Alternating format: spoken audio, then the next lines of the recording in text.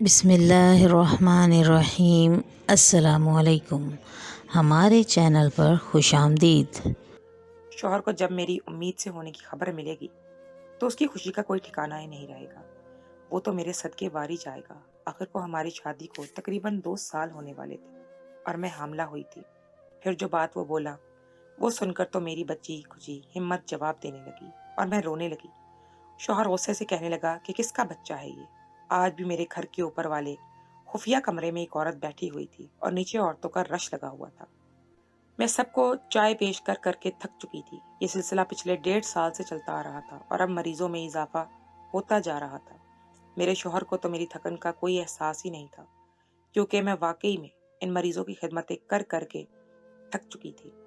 کیونکہ یہاں پر آنے والی عورتوں کی زیادہ تعداد دوسرے شہروں سے تھی۔ عورتیں نہ جانے کتنی دور سے علاج کا سن کر میرے شوہر کے پاس آتی تھی اور خوشی خوشی واپس جاتی تھی۔ میرا شوہر بانجھ عورتوں کا علاج کرتا تھا اور حیرت کی بات یہ تھی کہ یہ سارا علاج وہ صرف ایک سونف کے دانے کے ذریعے کرتا تھا۔ عورتوں کے منہ میں سونف رکھ دیتا اور پھر ان سے کہتا کہ ہر وقت یہ سونف ان کے دانتوں کے بیچ میں رہنا چاہیے۔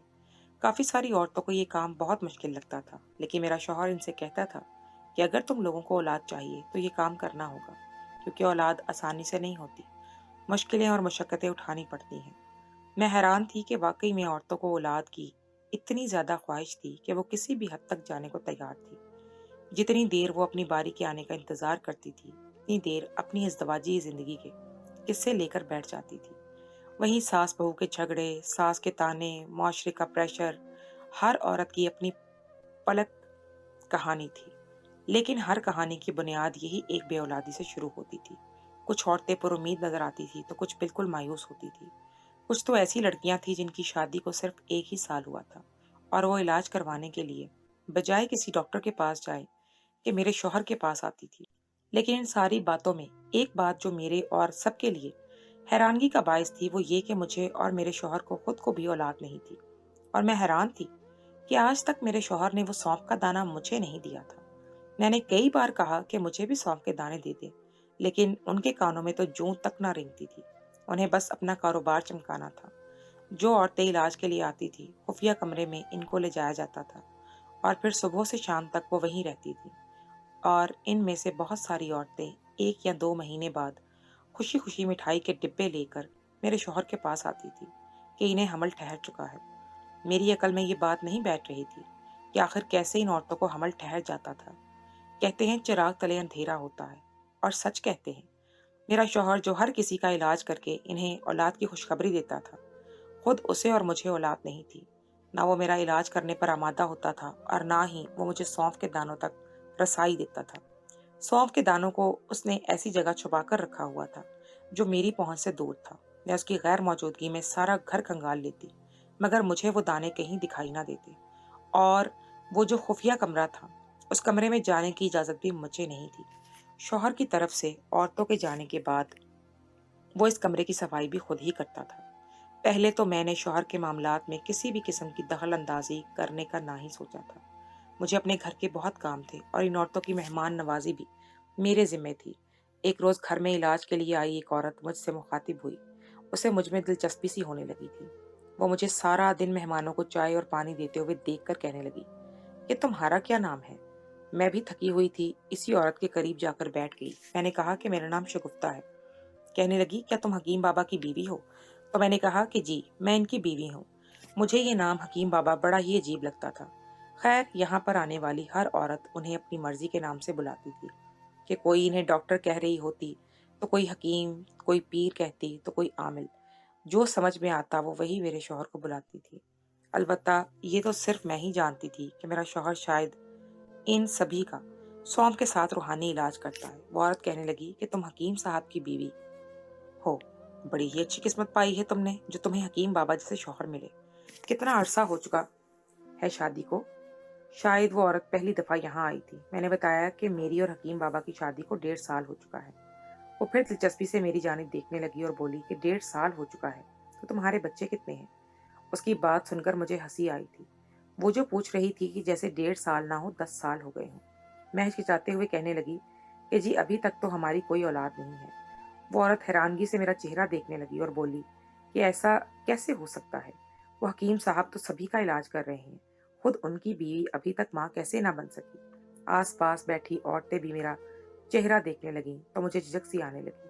یہ سوال تو میرے ذہن میں بھی کب سے پل رہا تھا، مگر میں کیا جواب دیتی؟ فوراً بات پلٹ دی اور کہنے لگی کہ حکیم بابا کہتے ہیں کہ وہ ابھی اولاد اپنی نہیں چاہتے، وہ انسانیت کی خدمت کرنا چاہتے ہیں، اور ان کی اپنی اولاد ہوگی تو وہ دنیاوی کاموں میں مصروف ہو جائیں گی۔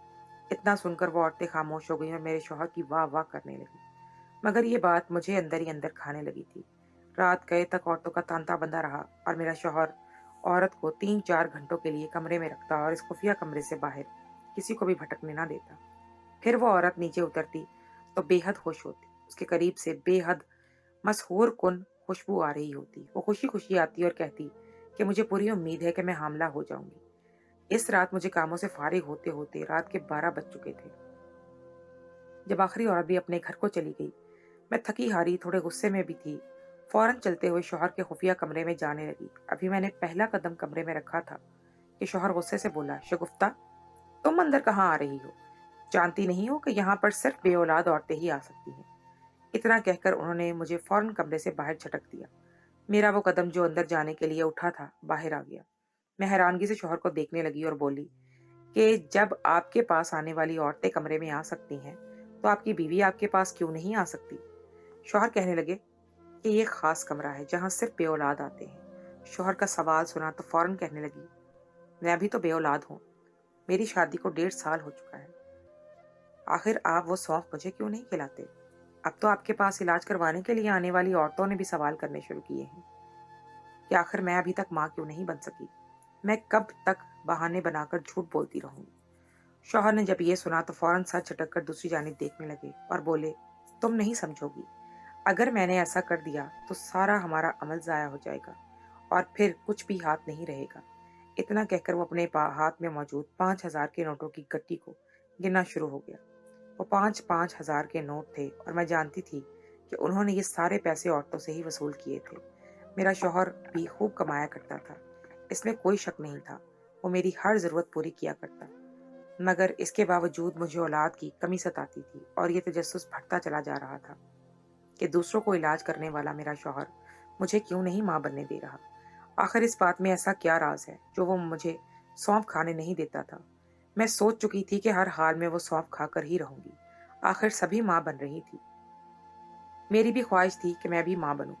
دل میں عجیب سا تجسس آتا تھا، بعض دفعہ شوہر سے خوف آنے لگتا۔ میں نے سوچ رکھا تھا کہ اس بار جب بھی شوہر کمرے سے باہر جائے گا تو میں فوراً اس کے خفیہ کمرے میں گھس جاؤں گی اور ان سونف کے دانوں کو ڈھونڈ کر ہی رہوں گی، مگر شوہر سے ڈر بھی لگتا تھا، وہ تو عملیات جانتا تھا اور روحانی علاج کیا کرتا تھا، یہ نہ ہو کہ میں اس کی غیر موجودگی میں اس کے خفیہ کمرے میں جاؤں اور اس کے تابع جنات مجھے ہی پکڑ لیں۔ ایک عجیب سا خوف تھا دل میں، کئی وسوسے آ رہے تھے، مجھے ان سب کاموں سے ڈر بھی لگتا تھا، مگر تجسس تھا کہ مجھے چین سے بیٹھنے نہیں دے رہا تھا۔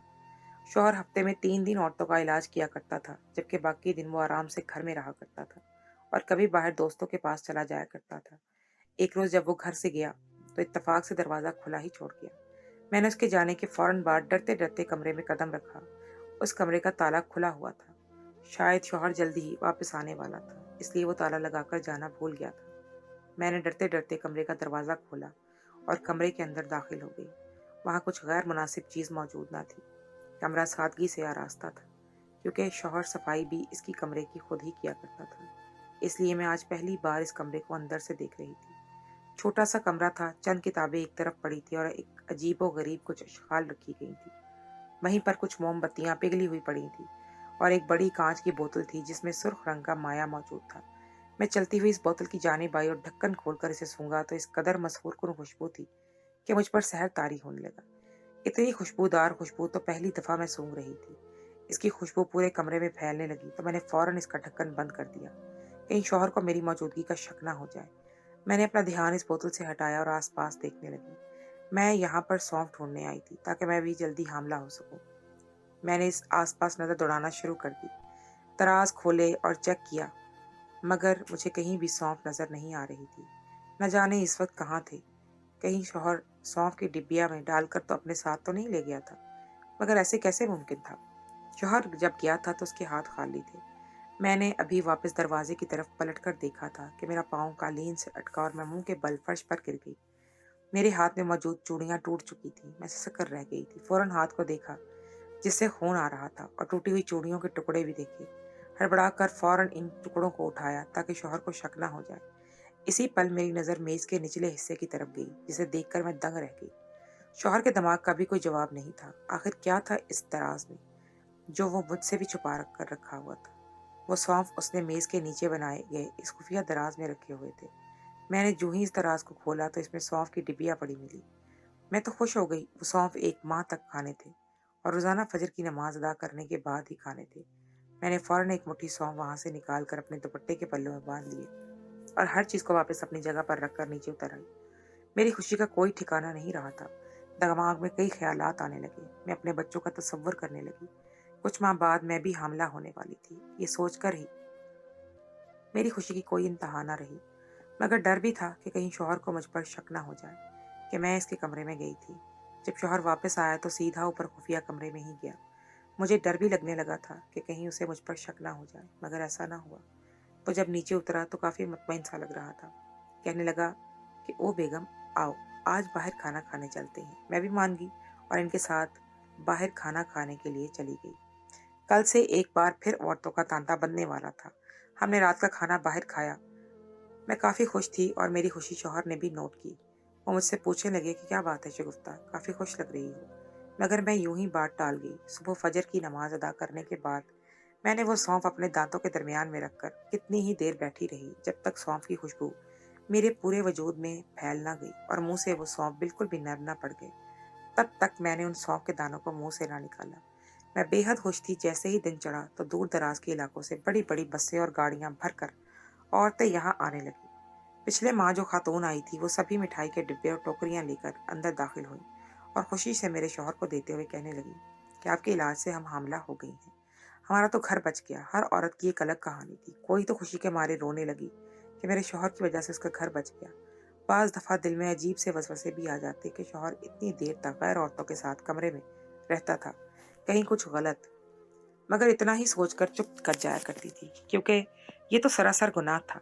اگر ایسا ہوتا تو عورتیں کبھی بھی میرے شوہر پر اعتبار نہ کرتی، بلکہ روز کئی سو کے حساب سے آنے والی عورتیں تھوڑی کردار کی کچی ہوتی ہیں جو میرے شوہر کی بات مان کر اپنا وجود اس کے خلاف کو حوالے کر دیں۔ خیر، یہ خیال بھی مجھے بعد میں ملامت کرنے لگا۔ بھلا میں اپنے شوہر پر کیسے شک کر سکتی تھی؟ میں روزانہ باقاعدگی سے شوہر سے چھپ کر سونف کھانے لگی۔ ابھی 1 ماہ گزرا ہی تھا کہ مجھے اپنی طبیعت کچھ بوجھل سی محسوس ہونے لگی۔ مجھ سے ٹھیک سے کام نہیں کیا جا رہا تھا۔ وجود میں ایک عجیب سی تھکاوٹ سی محسوس ہونے لگتی۔ بلڈ پریشر لو ہونے لگتا۔ میں دراز دور سے آئے مہمان عورتوں کو چائے دے کر تھک سی جاتی۔ پورا بدن درد سا کرنے لگا۔ کھانا کھانے کو جینا چاہتا۔ ایک بار تو مہمانوں کے ہوتے ہی جی متلانے لگا تو فوراً واش روم میں چلی گئی اور کیا کرنے لگی، نہ جانے میری طبیعت کو اچانک کیا ہو رہا تھا۔ پھر اچانک مگر میرا دھیان سونف کے دانوں کی جانب گیا۔ یقیناً میں حاملہ ہو چکی تھی۔ یہ خیال آنا ہی تھا کہ جیسے میرے جسم میں جان سی آ چکی تھی۔ میں خوشی سے مسکرا اٹھی۔ میرا مرجھایا ہوا چہرہ پھول کی طرح کھل اٹھا۔ مجھے سونف کھاتے ہوئے 1 ماہ ہو چکا تھا، یعنی میں حاملہ ہو چکی تھی۔ میری تو خوشی کی کوئی انتہا نہ رہی۔ میں نے محلے کی ایک عورت کو بلایا اور اس سے لوگوں کی مہمان نوازی کرنے کے لیے تعینات کر دیا اور خود ان عورتوں کے جانے کا انتظار کرنے لگی کہ اپنے شوہر کو یہ خبر سنا سکوں۔ میرا تو خوشی کا کوئی ٹھکانہ ہی نہ تھا۔ مغرب کا وقت ہوا تو ساری عورتیں گھر سے چلی گئیں۔ شوہر اپنے خفیہ کمرے میں کچھ زیادہ ہی دیر لگا چکا تھا۔ جب مجھ سے انتظار نہ ہوا تو میں اسے آوازیں دینے لگی۔ شوہر تھوڑا سنجیدہ تھا۔ نیچے اترا تو مجھے خوش دیکھ کر کہنے لگا، کس بات کی خوشی ہے تمہیں؟ آج کل کافی خوش دکھائی دیتی ہو۔ میں خوشی سے شوہر کے سینے سے لگ گئی اور کہنے لگی کہ میری سب سے بڑی مراد پوری ہو گئی ہے۔ آخر میں کیوں نہ خوش ہوں؟ شوہر نے جب یہ سنا تو سوالیہ نظروں سے میری جانب دیکھنے لگا اور بولا، کیسی خواہش، کون سی خواہش پوری ہوئی ہے تمہاری؟ میں مسکرا کر شوہر کا ہاتھ تھامتے ہوئے کہنے لگی کہ میں حاملہ ہو گئی ہوں، آپ باپ بننے والے ہیں۔ شوہر نے جب یہ سنا تو اس کا چہرہ سرخ سے سفید ہونے لگا۔ وہ سکتے کی کیفیت میں مجھے دیکھتا رہا اور پھر اگلے ہی پل اپنا ہاتھ ایک جھٹکے سے میرے ہاتھ سے چھڑا لیا۔ میرے تو پیروں کے نیچے سے زمین نکل چکی تھی۔ میں بے یقینی سے صدمے کی کیفیت میں شوہر کو دیکھنے لگی۔ میں کچھ سوال کرتی اس سے پہلے ہی شوہر نے میرے منہ پر تھپڑ مار دیا۔ میں بستر پر گری تھی۔ شوہر کا یہ رد عمل میں نے کبھی بھی نہیں سوچ رکھا تھا۔ میں نے تو سوچا تھا کہ شوہر بولا، कहाँ मुंह काला करके आई हो तुम? शौहर के अल्फाज थे या कानों में पिघलता हुआ शीशा। मैं बर्फ की मूरत बनी शौहर को देखे गई। मेरा तो सांस ही रुक चुका था। फौरन बिस्तर से उठी और कपकपाते हुए लबों से कहने लगी कि आप कैसी बातें कर रहे हैं? मैं आपकी बीवी हूँ, हम दोनों मियाँ और बीवी हैं। हमारे बीच एक इज़्दवाजी ताल्लुक है, एक जायज़ रिश्ता है। भला आप मुझ पर ऐसी तोहमत कैसे लगा सकते हैं? शौहर ने जब ये सुना तो एक बार फिर मेरे मुंह पर थप्पड़ मार दिया और बोला कि खामोश हो जाओ। मैं तो सोच भी नहीं सकता था कि तुम इस कदर बदकिरदार निकलोगी। अब मेरी ही आंखों में धूल झोंक दिया। शौहर के अल्फाज मुझे मजीद हैरान कर रहे थे। वो कहने लगी कि आपकी ही औलाद है, मेरा गवाह है अल्लाह, आप मुझ पर यूं तोहमत नहीं लगा सकते। सब हकीकतें जानते हुए भी भला आप कैसे कह सकते हैं? शौहर खामोश हो गया। वो कुछ कहना चाहता था मगर उसके पास अल्फाज नहीं थे। वो कहने लगा कि ऐसा कभी नहीं हो सकता, मैं बाप बन ही नहीं सकता, तुम मुझसे झूठ बोल रही हो।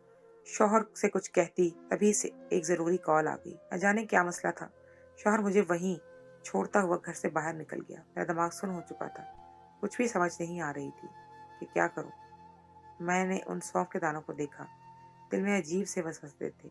आखिर शौहर कहना क्या चाहता था? मैंने सौंफ के दानों को लाशौरी तौर पर एक डिबिया में डाला और कुछ सोचते हुए घर से निकल गई। मेरा रुख एक लेबॉर्ट्री की जानिब था, जहां जाकर मैंने अपने टेस्ट करवाए। कुछ देर बाद जब टेस्ट रिपोर्ट आई तो ये देखकर मैं चौंकी कि मैं तो सच में ही प्रेग्नेंट थी। तो ये रिपोर्ट्स भी कुछ दिख रहा था, मगर फिर आखिर शौहर मुझ पर तोहमत कैसे लगा सकता था? कुछ सोचते हुए मैंने उन सौंफ के दानों को भी टेस्ट के लिए लेबॉर्ट्री में भेज दिया। लेबॉर्ट्री वाले कहने लगे कि वो इसका रिजल्ट 2 दिन तक देंगे। मैं भी घर आ गई। अगले दिन शौहर घर नहीं आया था। अगले रोज जब वो आया तो काफी परेशान लग रहा था, जबकि मैं एक तरफ बैठी हुई रो रही थी। शौहर ने मुझे देखा तो मेरे पास आया और बोला, सच से बताओ कि किसके साथ मुंह काला किया है? ये बच्चा किसका है? शौहर के अल्फाज सुने तो अपना मुंह नोचकर कहने लगे कि अल्लाह का वास्ता है, मेरे किरदार पर बात मत करो। मैंने ऐसा कुछ भी नहीं किया। सिर्फ और सिर्फ वो सौंफ खाई जो तुम दूसरी औरतों को देते थे और बदले में मैं लाखों रुपए ले रहे थे। शौहर ने जब ये सुना तो वो चौंक कर रह गया। वो तो शायद अल्फाज भूल चुका था। फिर कुछ लम्हों बाद कहने लगा, पागल औरत, तुमने वो सौंफ कैसे खा लिए? तुम्हारी हिम्मत कैसी हुई इन्हें हाथ लगाने की? मैं गुस्से से कहने लगी कि मैं क्यों नहीं खा सकती? आखिर क्या है आपके दिल में? आप क्यों मुझे इससे दूर रख रहे हैं? जब बाकी खा सकते हैं तो मैं क्यों नहीं? शौहर ने जो बात कही वो सुनकर मेरे पैरों के नीचे से जमीन निकल गई। शौहर कहने लगा कि मैं बांझ हूँ, कभी भी बाप बन ही नहीं सकता, इसलिए तुम्हारी इस बात पर मुझे गुस्सा आया था और अब मैं मजीद गुस्सा हूँ कि तुमने मुझसे पूछे बगैर वो सौंफ खा लिए। इसी पल दरवाजे पर दस्तक हुई। रिपोर्ट्स मिल चुकी थी। शौहर सवालिया नजरों से मुझे देखने लगा कि किस चीज़ की रिपोर्ट्स हैं, मगर मैंने जब रिपोर्ट खोलकर पढ़ी तो मेरे कानों से धुआं निकलने लगा। इनमें जिस केमिकल का जिक्र किया गया था वो पढ़कर ही मेरे रोंगटे खड़े हो चुके थे। इस सौंफ के साथ एक ऐसा केमिकल लगाया गया था जो औरतों के खून में शामिल होकर उस तबीयत को यूं खराब करने लगता था जैसे वो हामला होती हैं। इसके बाद जब इसका प्रेगनेंसी टेस्ट किया जाए तो वो मस्बत ही आता है, मगर इसका असर कब तक रहता है? जब तक वो केमिकल थोड़ी थोड़ी मिकदार में लिया जाए। जब केमिकल छोड़ दिया जाए तो जिस्म वापस नॉर्मल हालत में आ जाता है। मैंने वो रिपोर्ट शौहर के मुंह पर मारी और पूछा कि ये सब क्या है? वो गहरी सांस खारिज करके कहने लगा कि मैं तुम्हें ये सब बताने ही वाला था, मगर तुम सब कुछ पहले ही जान चुकी हो। दरअसल मैं औरतों को हमला नहीं करता, बल्कि इन्हीं केमिकल वाला सौंफ खिला देता हूँ। रोजाना खाती हैं। जब इनका टेस्ट होता है तो वो रिपोर्ट में आता ये है कि वो हामला हो चुकी हैं, जबकि 2 माह बाद जैसे जैसे इसका असर खत्म होता है तो वो ये समझते हैं कि ये बच्चा इनका शायद जाया हो चुका है। इसके बदले में कई सालों से लोगों के लाखों रुपए लेता रहा हूँ, मगर अब कल ही इस केमिकल पर पाबंदी लग चुकी है और मैं ये खुफिया तौर पर अपने एक डॉक्टर के साथ मिलकर इस्तेमाल कर रहा था। उसे भी पुलिस पकड़ कर ले गई है और अब वो मुझे भी ढूंढ रहे हैं। मैं भी ये इलाका छोड़कर जाने वाला हूँ। अगर पुलिस ने पकड़ लिया तो लंबा अंदर जाऊंगा। शौहर के अल्फाज मुझ पर इंकिशाफात कर रहे थे। समझ ना आई कि अपनी किस्मत पर रोऊं या शौहर पर गुस्सा करूं। सर पकड़कर कुछ देर बैठी रही कि तभी दरवाजे पर दस्तक हुई। शौहर ने दरवाजा खोलने से मना कर दिया तभी, मगर छत और दीवारों से पुलिस एहलकार कूद कर अंदर आ गए। उन्होंने मेरे शौहर को पकड़ लिया और अपने साथ ले गए। मैं सर पकड़कर वहीं बैठी रह गई। बेशक बुराई और धोखेबाजी का अंजाम बुराई होता है। आज तक मैं यकीन ही नहीं कर सकती थी कि मैं इस कदर खतरनाक और धोखेबाज फ्रॉडी के साथ रह रही थी। ये खबर पूरे इलाके में फैली तो औरतें शौहर को लान तान करने लगी, मगर खैर जलालत तो अब शौहर का मुकद्दर ही थी।